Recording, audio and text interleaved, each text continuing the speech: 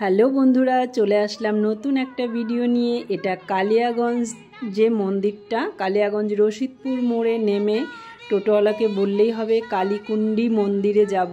তো টোটোওয়ালারা চেনে, নিয়ে যাবে।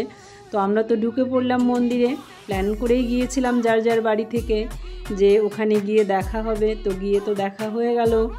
ওদের বাড়ি অপোজিটে, আমাদের বাড়ি অপোজিটে, মানে ওদের বাড়ি বালুরঘাট রোডে, আমাদের বাড়ি রায়গঞ্জের এদিকে।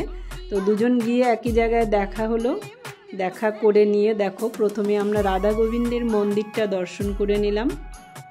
কালীকুণ্ডি মন্দির যে কোনো কাউকে কালিয়াগঞ্জ রশিদপুর মোড়ে নেমে টোটোওয়ালাদের বললে ওরা দেখিয়ে দেবে, প্লাস ওখানে যত দোকানদার রয়েছে ওদের জিজ্ঞেস করলে ওরা বলে দেবে কোন দিক দিয়ে যেতে হবে।